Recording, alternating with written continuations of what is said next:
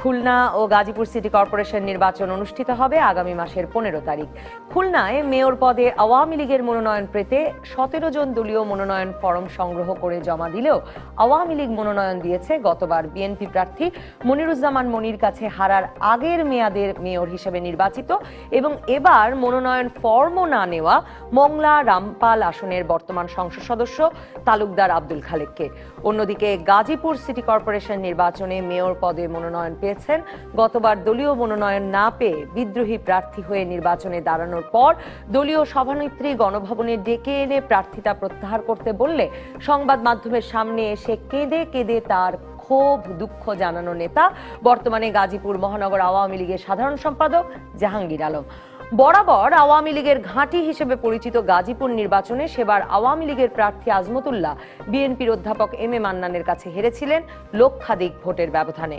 কিন্তু 2013 সালে খুলনা ও Gazipur city corporation নির্বাচনে বিএনপি সমর্থিত প্রার্থীরা জয়ী হলেও দুই মেয়রই মামলায় অভিযুক্ত হয়ে দীর্ঘদিন কারাগারে থাকায় কোনো সিটিতেই উন্নয়ন কাজের তেমন অগ্রগতি হয়নি, রাখতে পারেননি কোনো নির্বাচনী প্রতিশ্রুতিও।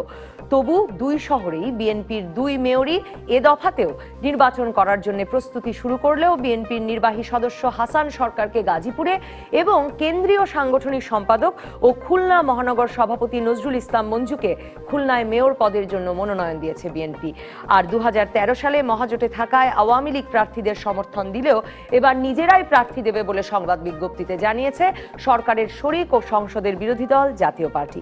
এসব নিয়ে আলোচনায় আজ রাজকাহন স্টুডিওতে আছেন বিদ্যুৎ জ্বালানি ও খনিজ সম্পদ মন্ত্রণালয় সম্পর্কিত সংসদীয় স্থায়ী কমিটির সভাপতি মোহাম্মদ তাজুল ইসলাম এমপি, জাতীয় পার্টির প্রেসিডিয়াম মেম্বার কাজী ফিরোজ রশিদ এমপি এবং বিএনপির ভাইস চেয়ারম্যান শামসুজ্জামান দুদু।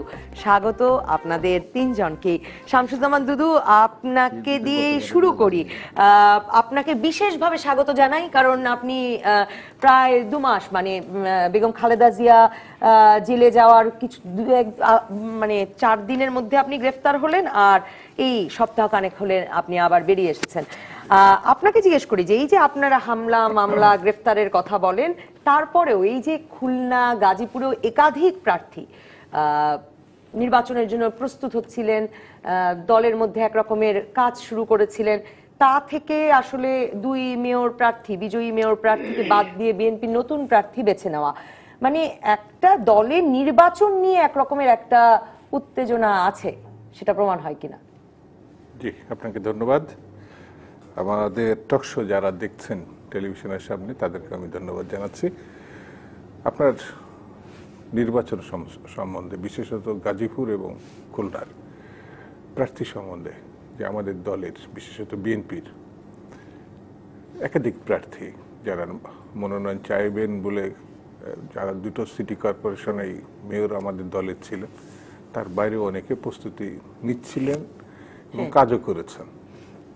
বড় দলগুলো বিশেষত নির্বাচনের সময় থেকে না, অনেক দিন রাজনীতির ভিতর থেকে কেউ সিটিতে কাজ করে, কেউ পৌরতে কাজ করে, কেউ জাতীয় সংসদের কাজ করে, কোনো ইউনিয়ন কাউন্সিলের কাজ করে। তো বড় দলগুলো স্বাভাবিক কারণ একাধিক প্রার্থী থাকে, তার মধ্যে থেকে নির্বাচনী কমিটি বা বোর্ড যাদেরকে বিবেচনা করেন, মানে অতীত, বর্তমান এবং ভবিষ্যৎ কারণে তাদেরকে শেষ পর্যন্ত মনোনীত করেন। যেমন আমাদের মান্নান সাহেব, আব্দুল মান্নান গাজীপুরে, উনি ইউনিয়ন কাউন্সিলে নির্বাচন করে চেয়ারম্যান হয়েছিলেন, পরে সংসদ সদস্য, মন্ত্রী, পরে লক্ষাধিক ভোটের ব্যবধানে তিনি জয়লাভ করে মেয়র হয়েছিলেন। তো তিনি কম বেশি এখন বেশ একটু বয়স হয়ে গেছে, কিছু অসুস্থতাও আছে, কারণ বেশ কয়েকবার তাকে জেলে নেওয়া হয়েছে। তো সেই বিবেচনা তো আছে। আর 2 নম্বর হচ্ছে, গতবার হাসান সাহেবও চাইছিলেন, এবার যিনি প্রার্থী হয়েছেন তার বাইরেও আরো কয়েকজন চাইছিলেন। তো সেই সব মিলাই উভয় প্রার্থীর সঙ্গে আলাপ করে। বেগম খালেদা জিয়া আছেন কারাগারে, মনোনয়নের কাজটি আসলে কার মাধ্যমে সম্পন্ন হচ্ছে? না, আমাদের নির্বাচনী বোর্ড তো স্থায়ী কমিটি, জাতীয় স্থায়ী কমিটি যে সদস্যরা আছেন সেটা নির্বাচন বোর্ড।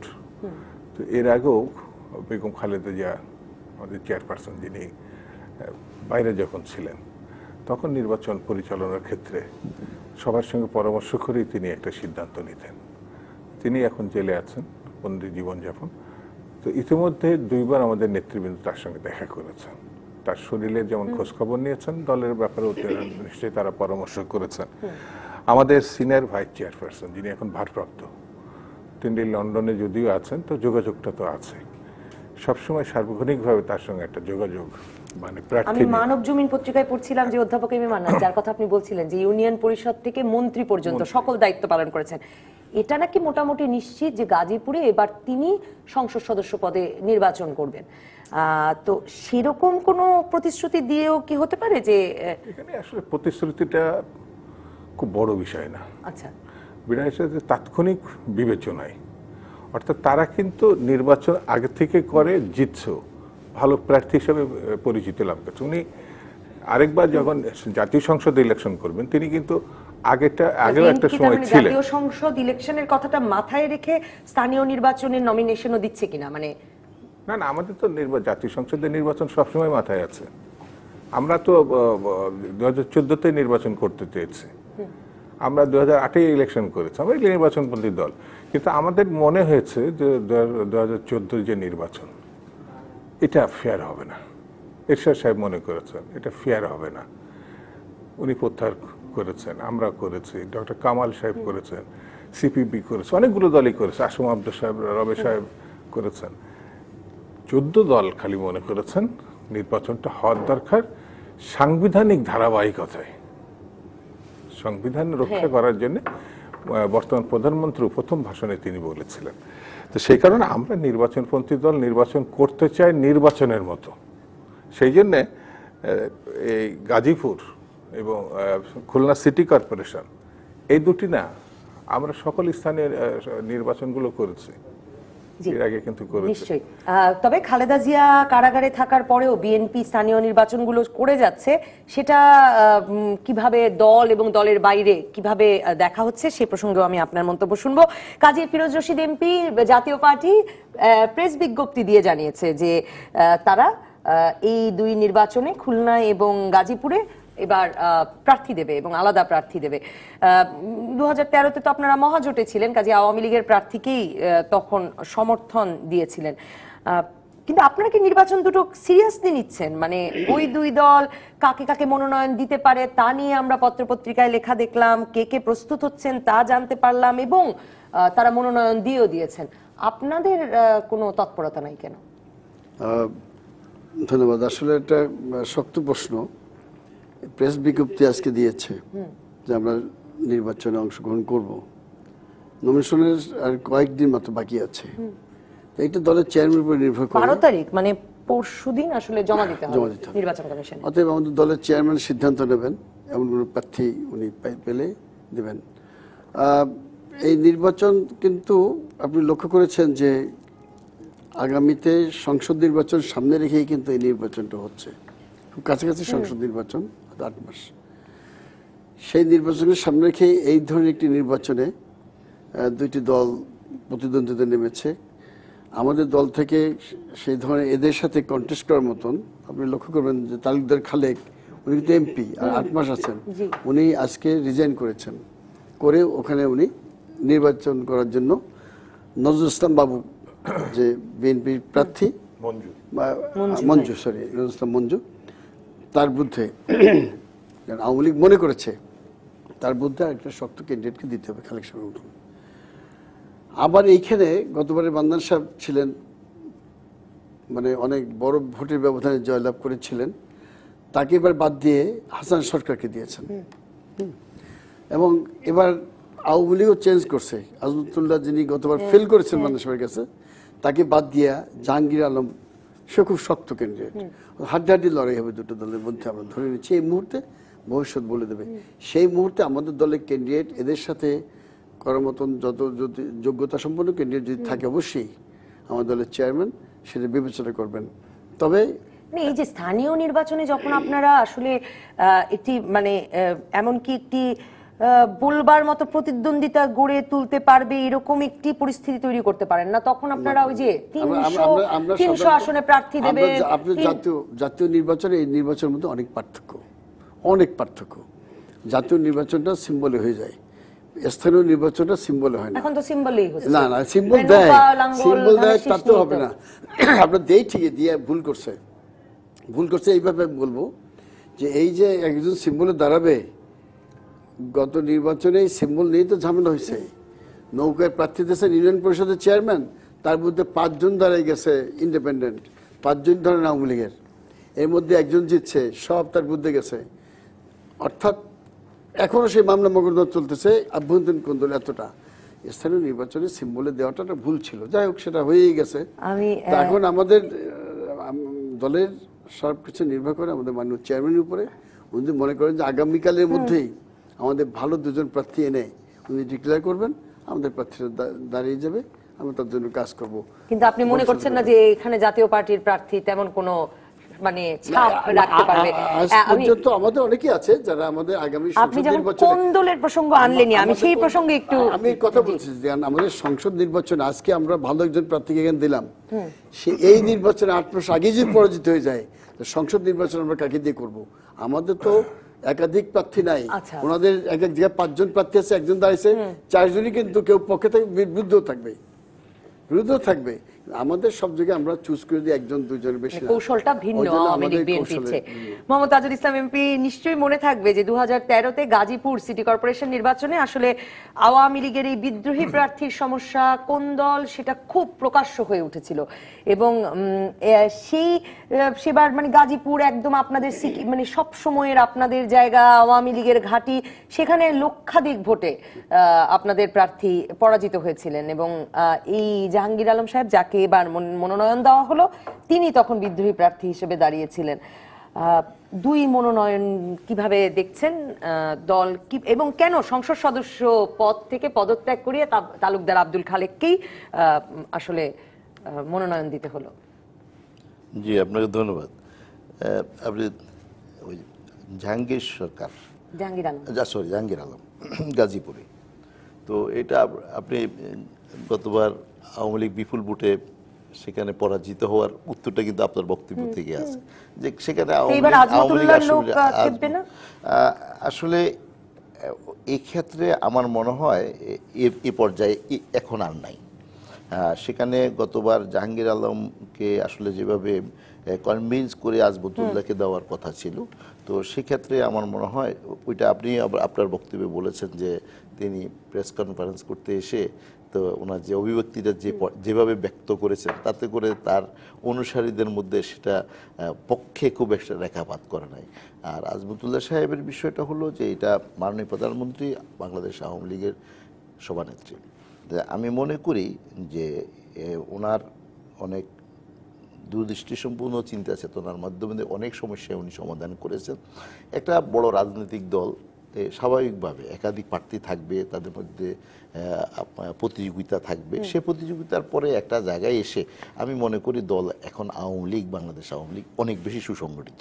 তো সঙ্গত কারণেই এর মধ্যে দিয়ে যে সমস্ত তাদের মধ্যে নিজেদের মধ্যে যে সমস্ত প্রতিযোগিতার কারণে যে সমস্ত ক্ষত সৃষ্টি, কি কারণে আপনার কাছে মনে হচ্ছে আওয়ামী লীগ দল হিসেবে এখন অনেক সুসংগঠিত?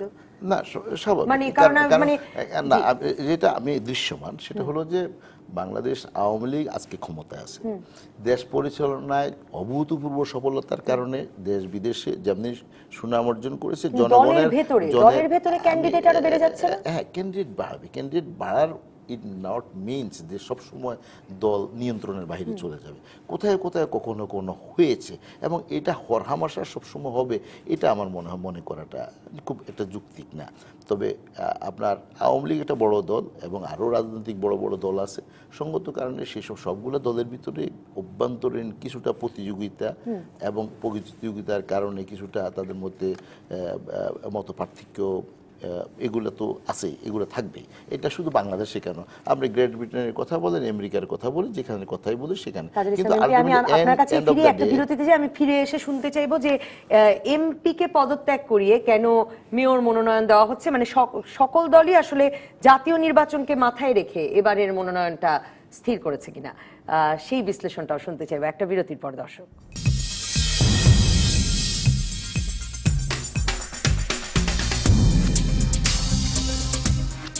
ফিরে এলাম রাজধানী। মোহাম্মদ তাজুল ইসলাম এমপি কিন্তু খুলনায়, মানে যেখানে সবখানে সব পদে, এমনকি কিছুদিন আগে স্থানীয় নির্বাচনের কিছু উপনির্বাচন অনুষ্ঠিত হলো কিছু এলাকায়, সেসব জায়গায় আওয়ামী লীগের একাধিক প্রার্থী খুলনায় 17 জন দলীয় মনোনয়ন ফর্ম সংগ্রহ করলেন, কিন্তু সেখানকার যিনি সাংসদ তাকেই মানে সংসদ পদ থেকে পদত্যাগ করিয়ে এখন মনোনীত করা হলো। কারণটা কি? না আওয়ামী লীগের আর কোনো যোগ্য মেয়র প্রার্থী ওখানে ছিল না? না, আপনি তো বললেন যে 17 জন আছে, তো সেখানে খালেক সাহেব দীর্ঘদিন সেখানে মেয়র ছিলেন এবং ওই এলাকাতে উনি অত্যন্ত জনপ্রিয় এবং জনহিতৈষী একজন মানুষ হিসাবে খুব পরিচিতি। তো এখন ওনার ব্যক্তিগত ইচ্ছা যে উনি ওখান থেকে নির্বাচন করতে চান মেয়র পদে, কিন্তু উনি তো মনোনয়ন পত্রই নেন নাই। না নিলে ওনাকে মনোনয়ন দেওয়া হইল কেমনে? মনোনয়ন পত্র না নিলে দল থেকে বলা হয়েছে, তিনি বলেছিলেন নেত্রী চাইলে আমি নিশ্চয়ই করব। উনি চেয়েছেন, নেত্রী না চাইলে তো আসলে কাউকে কারো পক্ষে নির্বাচন করা সম্ভব নয়। দলীয় মনোনয়ন পেতে হলে মাননীয় প্রধানমন্ত্রী, দলীয় সভানেত্রীর তো মনোনয়ন অনুমোদন লাগবে।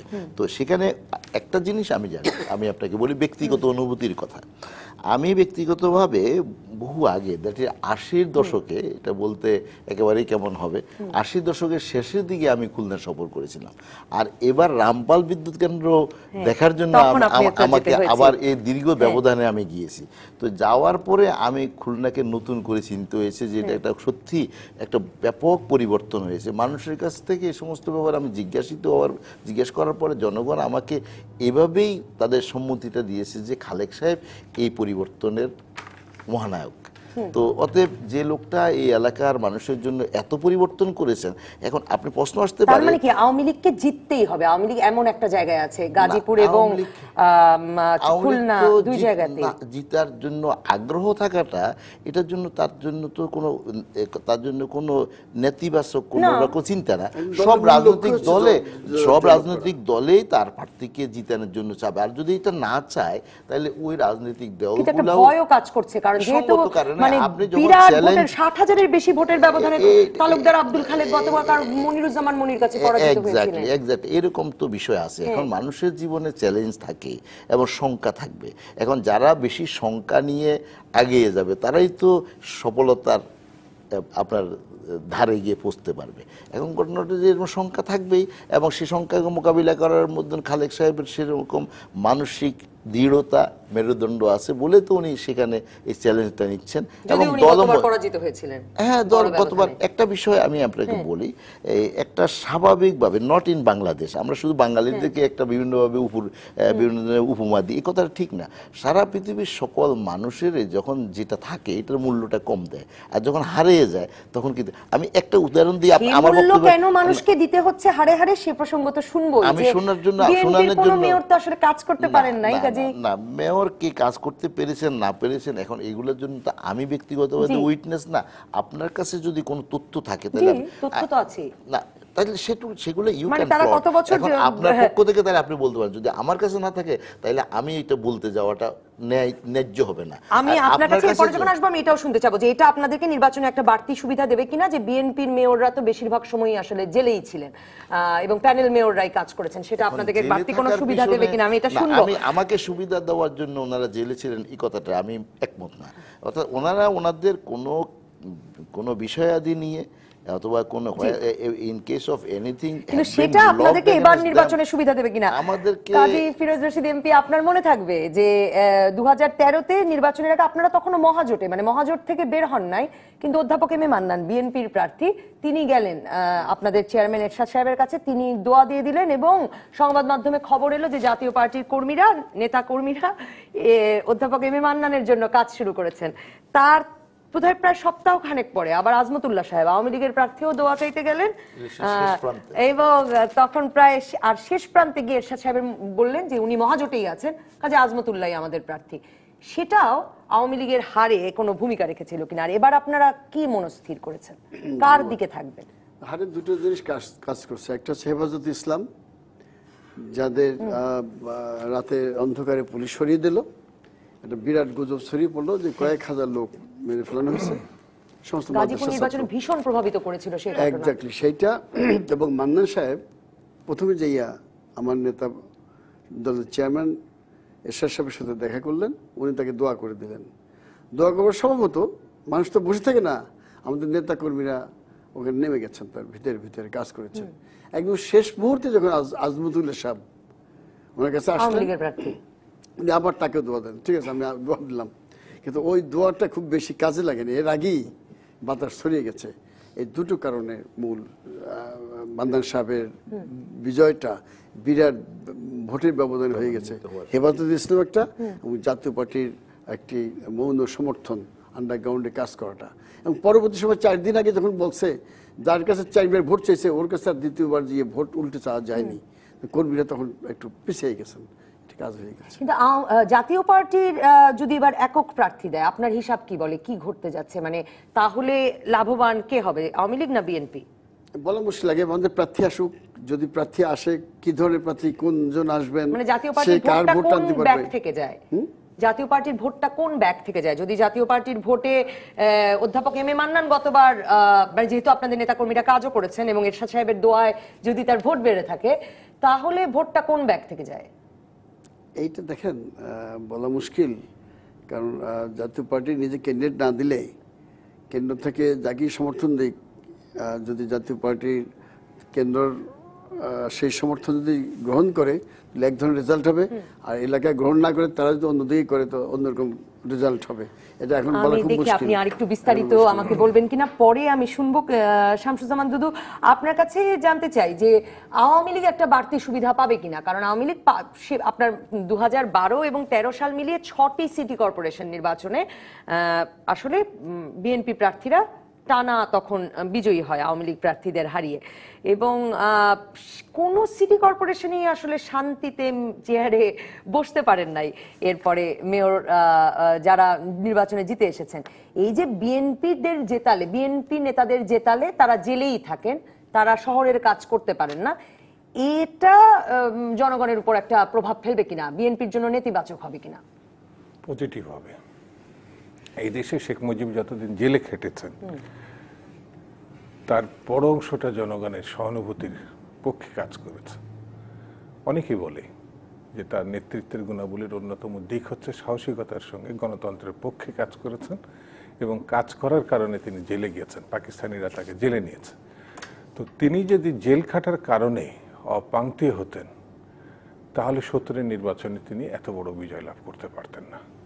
এমনকি তার মুক্তির দাবিতে যে আন্দোলন গড়ে উঠেছিল সেটাও গড়ে উঠত না। তাহলে জেল একটা রাজনৈতিক নেতার জন্য প্লাস পয়েন্ট। কিন্তু আপনারা তো নেতাই বদলে ফেলেছেন, এটা হলো মানে একটা কথা। তো ধরেন এই ডিবিসির রাজনৈতিক একটা ধারণা আছে, সে কার পক্ষ অবলম্বন করে, গণতন্ত্রের পক্ষে না বিপক্ষে, সেখান থেকে সে আবার সে ভাবনাগুলো ভাববে। যদি ভাবে যে শেখ মুজিবুর রহমান সাহেব জেল খাটার কারণে নেতা, কিন্তু বিএনপি জেল খাটলে পরে দুর্নীতিবাজ, তাহলে পরে এটা দুই রকম ভাবনার বিষয় হবে। আমি শেষ করি। তা আপনি যেমন বললেন না, যেমনটা বললেন যে জেলে গেলে তো কাজ করতে পারেন না, তো শেখ মুজিব জেলে গেলে তো জনগণের পক্ষ নিতে পারেন না, তাহলে তিনি এত জনপ্রিয় হলেন কেন? আসলে গণতন্ত্রের সপক্ষে কারা কাজ করেছে সেটি মেয়র, নেতৃত্ব, দল, এটা কোনো বিষয় না। মানে আপনি বলছেন স্থানীয় নির্বাচনেও আসলে মানুষ গণতন্ত্রের মানে গণতন্ত্রের বিষয়টি বিবেচনা করে একটা যে কোনো ইলেকশন প্রতীকটা গুরুত্বপূর্ণ হয়ে উঠবে, নির্বাচন হোক অথবা না হোক, স্থানীয় নির্বাচনে যে কোনো জায়গায়, জাতীয় সংসদের নির্বাচনে বাংলাদেশের মানুষকে আমরা রিক্সাওয়ালা, খেটে খাওয়া মানুষ, কৃষক, শ্রমিক যতটা আমরা ভাবি বোঝে না, আসলে এদের সমর্থনেই কিন্তু জাতীয় নেতৃবৃন্দ, দল বা বিজয় নির্ভর করে। তারা বোঝে না এমনটা কিন্তু না, তারা বোঝে কখন কাকে ভোট দিতে হবে, কখন কাকে বেছে নিতে হবে, কখন কার পিছনে দাঁড়াতে হবে। এটা ওই পিএইচডিধারী বা উচ্চশিক্ষিত বিশ্ববিদ্যালয়ের যেসব মানুষ, তাদের থেকে এরকম বোঝে এটা আমার কাছে মনে হয় না। বরঞ্চ কিছুটা বিভ্রান্তিতে ভোগে উপরের কিছু মানুষ, ওরা কিন্তু খুব চট করে সিদ্ধান্ত নিয়ে ফেলে। আপনার এখানে খুব একটা মজার ঘটনা, এখানে এই যে ফিরোজ ভাই এবং তাজুল ভাই এখানে আলোচনা করছেন, আমি এটা গুণমুগ্ধ শ্রোতার মতো শুনছিলাম, আপনার কথাটাও শুনছিলাম। সেটা হচ্ছে আজমতুল্লাহ সাহেব এবং মান্নান সাহেব দুইজনই এরশাদ সাহেবের কাছে দোয়া নিয়েছেন, এটা নিয়েছেন। তো আমাদের মান্নান সাহেব 1000 মানে 1 লক্ষ ভোটের ব্যবধানে আজমউল্লাহ সাহেবকে পরাজিত করেছেন। তাহলে পরে সমর্থনটা কাজ করেছে কোথায়? তিনি যদি ভাবেন যে বিএনপির পক্ষে সমর্থন দিলে কাজ করে, আওয়ামী লীগের পক্ষে সমর্থন দিলে কাজ করে না, ওই নির্বাচনটাকে থেকে যদি এরশাদ সাহেব শিক্ষা নেন তাহলে আওয়ামী লীগের সঙ্গে তিনি থাকবেন না। দোয়া তো দুইজনেরই করেছিলেন, কাজটা করেছে তো বিএনপির পক্ষে, আওয়ামী লীগের পক্ষে তো দোয়া কাজ করে। কারণ প্রথম দোয়া দিয়ে দিয়েছিলেন বিএনপি প্রার্থী। না মানে এটা হলো কথা। তা আমার কাছে মনে হয় সেটি না, সেই দোয়ারা ব্যাপার না, ব্যাপারটি হচ্ছে মানুষের সমর্থনটা পাওয়া গেছে কিনা, মানুষ তাকে পছন্দ করছে কিনা। আমি একটা বিরতিতে যাই, বিরতির পর কিন্তু আপনার কাছে ফিরে আমি জানতে চাইবো সেই 6টি সিটি কর্পোরেশন নির্বাচনী ভালো নির্বাচন হয়েছিল, বিএনপি জিতেছিল, তারপরও 2014 নির্বাচনে জাতীয় সংসদ নির্বাচনে বিএনপি যায়নি। এই নির্বাচনগুলো এখনই আপনাদের যুগ্ম মহাসচিব, সিনিয়র যুগ্ম মহাসচিব রুহুল কবির রিজভী বলছেন যে সরকার একটা ফর্মুলার নির্বাচন করতে পারে। এই আশঙ্কা আপনাদের কেন? একটা বিরতির পর দর্শক।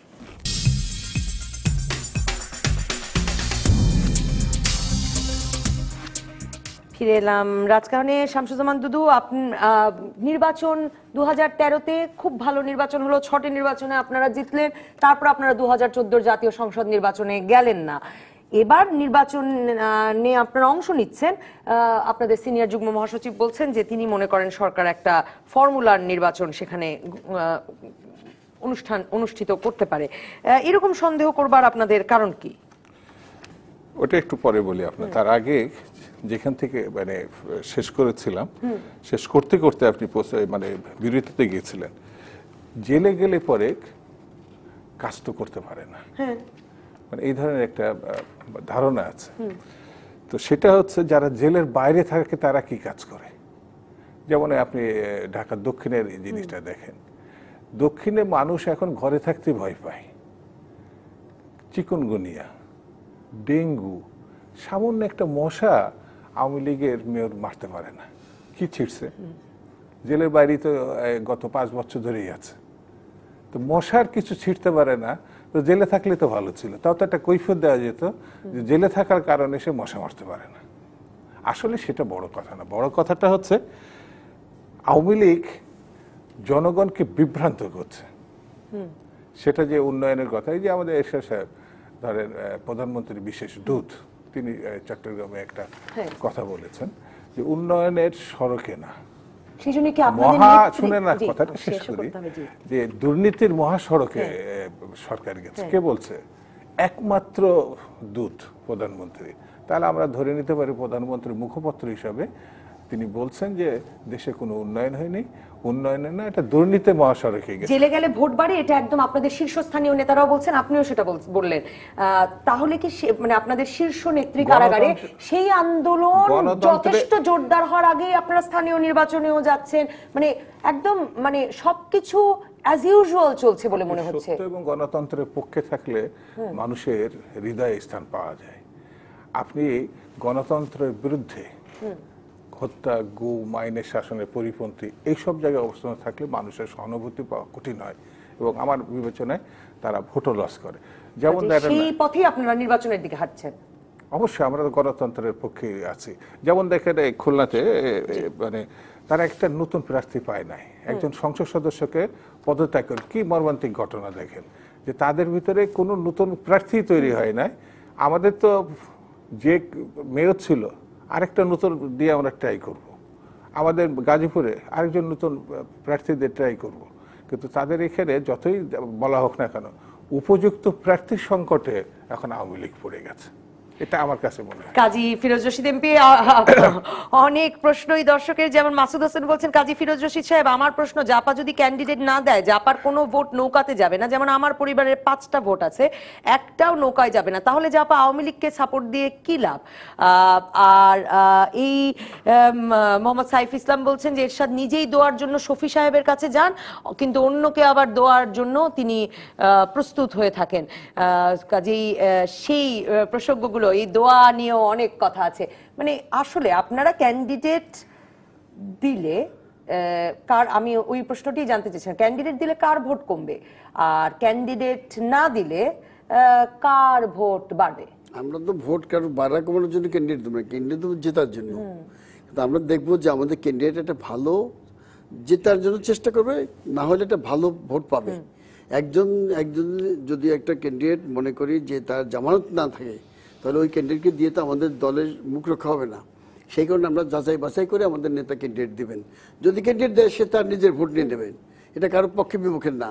আর যদি না দেয়, কোনো ক্যান্ডিডেট না থাকে, তাহলে তো ওনার দোয়া কিছু কাজে লাগবেই। মোহাম্মদ তাজুল ইসলাম এমপি। মোহাম্মদ সাইফ ইসলাম জিজ্ঞেস করছেন, খুলনায় খালেক ছাড়া কি আর কোনো ক্যান্ডিডেট ছিল না? সোহেল রানা বলছেন, খুলনাতে খালেক সাহেব পরাজিত হলো, তাকে নমিনেশন দেওয়া হলো, তাহলে আজমতুল্লাহ খানকে গাজীপুরে কেন দেওয়া হলো না? জুলকারনাইন বলছেন, সাংসদ পদ এখন পরিবারের সম্পত্তি রূপে পরিণত হয়েছে। খুলনায় সাংসদ পদ থেকে তালুকদার আব্দুল খালেক পদত্যাগ করলেন, এরপর তার স্ত্রী সেইখানে উপনির্বাচন করে জিতে আসবেন। পুরোটাই একটা পরিবারতন্ত্রের ব্যাপার, এমন কথাও অবশ্য শোনা যাচ্ছে। এই কথাগুলো আসলে কারো নিজস্ব নিজের চিন্তা প্রসূত একটা বক্তব্য। তো এখানে খালেক সাহেব, আমি তো প্রথমেই বলেছি যে উনি একজন জনপ্রিয় মানুষ এবং উনি সক্ষম ব্যক্তি। একটা শহরকে, একটা নগরকে ভালো অবস্থায় নিয়ে যাওয়ার জন্য যে সমস্ত গুণাবলী দরকার ওনার কাছে আছে। তো ওনাকে সক্ষম মনে হচ্ছে। আর আওয়ামী লীগের কোনো ক্যান্ডিডেট নাই, এটা তো 17 জন মনোনয়ন চেয়েছে আওয়ামী লীগের লোকটা। এখন কথা তো বহু রকম বলা যায়। এখন ঘটনাটা হলো যে দুঃখ লাগে অনেক বেশি কিনা, মানে খুলনায় তো বিএনপি বরাবর তাদের জন্য একটা শক্ত জায়গা খুলনা।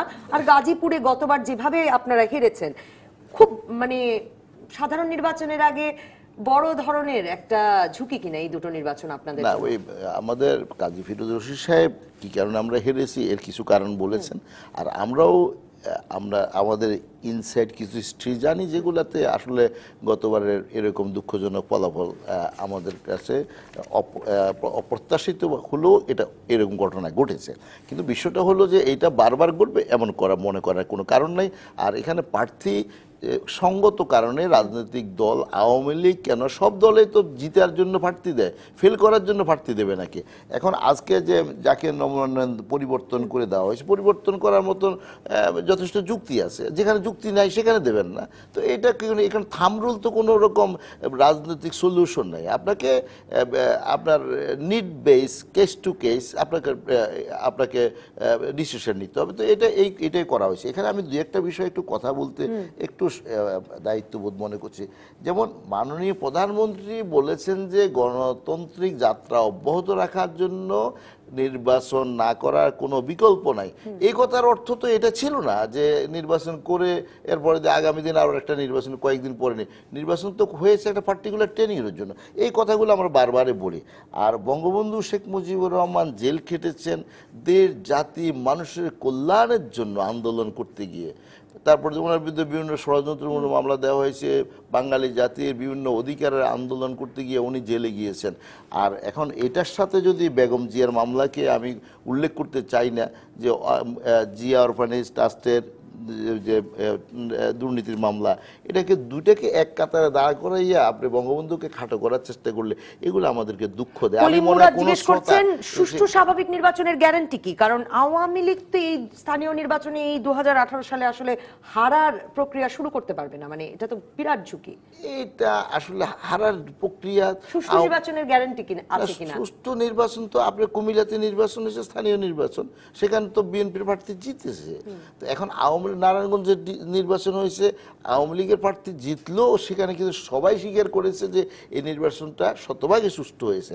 এখন আসলে বিষয়টা হলো কি, আপনি এই কথাটা ওখান থেকে যেখান থেকে বলেন না কেন, এখন বিএনপির আসলে একটা কৌশল আছে।